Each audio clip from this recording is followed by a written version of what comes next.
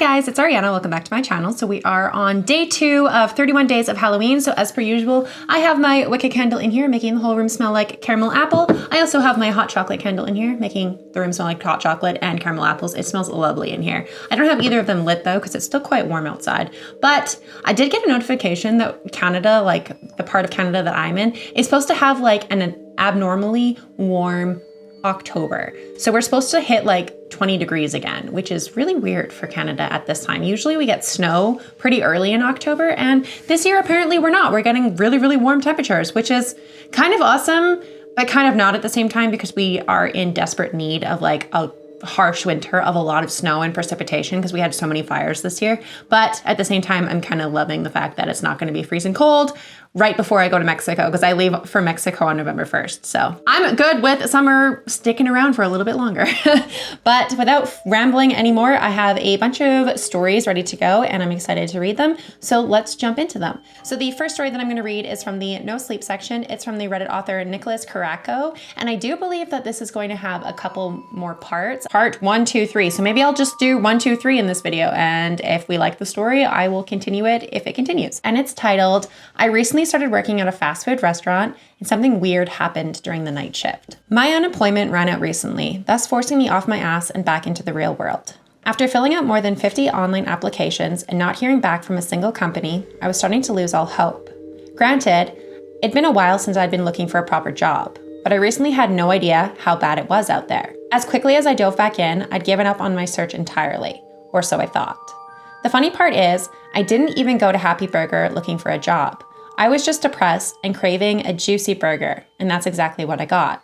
I ordered the number 2 combo, double cheeseburger complete with a special, and a very secret happy sauce with fries and a soda, which I upgraded to the chocolate milkshake, because why not? I absolutely devoured the food. Afterwards, I sat comatose in my booth, slumped over and almost regretting the binge.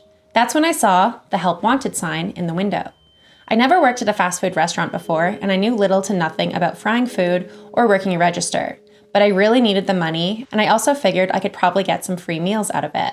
It was just temporary, so I said fuck it. I filled out an application, and much to my shock, I was standing at the register less than a week later, taking people's orders. Welcome to Happy Burger. How can I make you happy today? The job was simple enough, though I quickly learned that simple jobs tend to be boring. Nevertheless, I was employed, and that's all that mattered. Towards the end of my first shift, the manager, Rick, called me into the back office. Rick was a really short dude who had a blonde mustache and wore cowboy boots all the time. Don't ask me why. The first thing I noticed when I headed in there was that Rick had a worried look on his face, almost like he was paranoid. Maybe he's stoned, I thought to myself. Matt, right? Rick finally said, looking up at me. Yes, sir, I responded. Did I do something wrong? No, not at all. It's just, well, I had to change the schedule around a bit. I know I originally said I was giving you the afternoon shift, but I need someone to cover nights. It's 8 p.m. to midnight. You'll be out by around 1 a.m. after cleanup. I said, sure, that's fine. I can do that. If I'd known what I do now, I would have told him to fuck off right then and there. Thanks so much, Matt. You're a lifesaver, he sighed. Starting tomorrow night, that'll be your new shift. Cool, I said as I walked back out the door. I had this sudden urge to ask him something. I guess I was still curious as to why Rick seemed so frazzled about getting a simple shift covered. Did the other guy quit or something? I asked. He stared at me for a moment, dead-eyed. What? The other night shift worker, I said. Did he leave you high and dry? Oh, said Rick, yeah, exactly. You're not a quitter though, are you? And I replied no. Rick smiled a weird forced smile. His behavior was very odd, to say the least, but I didn't really think much of it. I should have been paying closer attention. The night shift was way more quiet than I thought it would be. I also didn't think it would just be me and one other person working. Pity was his name. Ended up being pretty cool. We had a lot in common. He, just like me, also in his early 30s. My last name is Pitts, he told me. Then in high school, everyone started calling me Pity for some reason, and it just stuck. That's cool. I wish I had a nickname, I smiled, choking on smoke. I'll see if I can think something up, he sighed, grinning. Anyway, we spent the first part of the night just talking. So the manager doesn't come in at night. What about the fry cook? I asked. No, just us. Budget cuts. But don't worry about it. I'll teach you how to work the fryer. It's very easy. We're never going to have to work at the fryer at this rate anyway, I thought to myself, staring at the empty restaurant. Sometime around 11 p.m., Pity, not so smoothly, rolled his body up over the counter. almost like when people try to slide on the hoods of cars and fail miserably, and headed towards the bathroom. I gotta take my 11 p.m. bathroom break. Don't be too scared without me. Trust me, I won't, I said. But I soon regretted my words, because the place actually became very creepy very quickly when you were alone in there. I decided to head to the back of the kitchen, out of view from security cameras, so I could scroll on my phone while I waited for Pitty to finish his business. Only 1 hour left, I thought to myself, and that's when I heard it. It was the sound of one of the chairs in the restaurants being dragged across the floor. At first, it startled me. I peeked my head out from around the corner to see if it was either A, a customer, or B, Pitty fucking around. But there was no one there. I walked back to the register, eyed the restaurant again, and all the booths were empty. Tables wiped down, everything in the right place. Hello? I called out. I heard nothing. Pitty? Did you finish your bathroom break? Are you just messing with me? Silence. I was just about to shrug off the whole thing when I fucking saw it. There was a figure standing just outside our restaurant, face up to the glass of the furthest window. I couldn't fully make out the image in the dark, but I saw enough to know that it was a fucking clown. I screamed as I involuntarily jumped. Ever since I was a kid, I've always hated clowns. They absolutely terrify me. Luckily, I'd gone years without seeing one, until now. I suddenly felt like a scared little kid, but as quickly as the clown had suspiciously shown up in the window, I blinked and it was gone. What the fuck? I thought to myself. I slowly made my way around the register and carefully crept up to the window.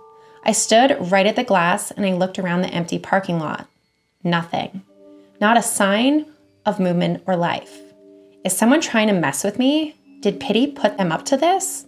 My heart was beating fast. Way too fast. I whipped around and nearly had a heart attack, but it was just Pitty. He asked me what was wrong and he told me that I looked like I just saw a ghost. For a moment, I couldn't speak. I kept glancing out the window, expecting the clown to appear again. Why are you looking out there? Pitty seemed genuinely confused. I told him that I thought I saw something, and he asked what it was. I considered telling the truth, but then I realized how insane it would sound. It was a clown, I finally admitted. I expected Pitty to laugh at me, but he didn't. Are you serious? I responded with, you think I would mess around with this? I hate clowns. They scare the shit out of me. Pitty just stared at me for a while, like he was trying to figure out if I was joking. Obviously, I wasn't. I was scared, and his reaction was making it worse. What is it? I asked. Have you seen him too? No, it's just the guy who used to work this shift, George, he was saying the same things. Apparently, he kept seeing a clown. And it freaked him out. My mind was racing. There had to be a logical explanation. That must have been why he quit, right? If he quit, he never told me. It was kind of weird, actually. He texted me last week, rambling and shit, said he had something important he wanted to show me, and then that night, he didn't show up for work. That's when I told Rick, and he said he'd find someone else to replace him. My stomach was knotting up, like someone was tying balloon animals in my stomach. Why didn't you tell me this? I asked. Well, I didn't want to freak you out on your first night. And none of this made any sense. I don't understand, I admitted. Who the hell is the clown? Pitty opened his mouth and then stopped himself. It was like something he didn't want to tell me. Okay, look. George did some research and found out Happy Burger had a mascot back in the day, a clown. I think his name was Happy, but they discontinued him. And we also found some old commercials on a VHS tape from the 80s. And he kept saying that the clown he was seeing was definitely Happy the Clown. But I didn't really buy into any of it. My heart started thumping even harder. Why did they discontinue him? I finally asked. I think because he was scaring the children. You know, some kids hate clowns. Anyway, don't worry about it. It's most likely just some weirdo pulling a prank on us, probably for social media or something. I mean, it was a good theory, but this definitely didn't feel like a prank. This felt wrong, but I couldn't exactly explain how I knew that. It was just a feeling. Pitty headed back to the register and I started cleaning up for the night. When I looked back at the parking lot, it was empty, still, dark, and silent. I couldn't get that white painted face out of my head, just smiling at me in the window.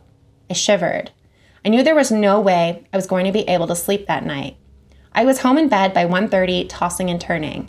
Maybe I should just quit tomorrow morning, I thought to myself. I briefly imagined a scenario in which I went into Rick's office and told him I was done, just like George. He'd probably be disappointed, but would quickly go on to hire the next sucker into working the night shift. Then Happy would be someone else's problem. The next time I checked the clock, it was 3:45. I was still wide awake. I'm overreacting, I told myself. I need this job until I find something else. And that was that, until it wasn't. The first thing I thought was my television was glitching out in the other room, because just then I heard someone laughing in my apartment. It was this maniacal, crazed cackle, as if someone had just heard the funniest joke of all time. I hopped out of bed and I stumbled into the living room, only to find that the TV wasn't on. The laughing had stopped, and the room was now dead silent. Jesus, I told myself, I'm delusional. I took 2 steps back towards my bedroom, passing by the TV, and that's when I saw something in the reflection of the back mirror. It was Happy again, standing right behind me, white face and a wide grin. I immediately whipped around, and there was nothing there. I was alone in the dark. I ran back to my room, slammed the door shut, and I locked it. Then I climbed back into bed and I waited for morning to come. You know how they say not to bring your work home with you? Well, fuck. And there is a part 2, so let's go to part 2. The next morning I looked like total shit, which made sense since I hadn't slept a wink. I'd sent Pitty a text, and he gave me his number back during our first smoke sesh, around 6 in the morning. Call me when you're up. It was now 9:09, and he still hadn't called. So I tried to sell. Yes, Pitty grumbled, still half asleep. I told him that it was Matt from Happy Burger, and he just responded that he was sleeping, and I thought to myself, must be nice. Listen, sorry to call so early, but did you by chance happen to see anything weird last night, like at your apartment? He responded that his dog got sick all over his floor, and he would say that that was pretty weird. Even though I just met Pitty, I'll admit his sense of humor was pretty endearing. But now was not the time for jokes. I'm serious, man. When I got home from work, I heard someone laughing. And then I went into the other room and I saw him in the reflection of my TV, standing right behind me. But when I turned around, no one was there. Wait, you saw who? He asked. I sighed and said in one word in a low whisper, Happy. It was quiet on the line for a while. I asked him if he was there, and he said, dude, I'm going back to sleep. I'll call you later. And he hung up on me. Even though my shift wasn't until 8 that night, I decided to pay Happy Burger a visit later that morning once they were open for breakfast. Apparently their egg burritos were absolutely terrible. When I entered through the back office, Rick was hunched over his desk and staring out into space like a zombie.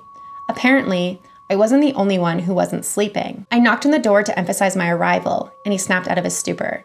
Matt, he mumbled, you're not working today. Hey Rick, yeah, I know, but do you think I could talk to you for a second?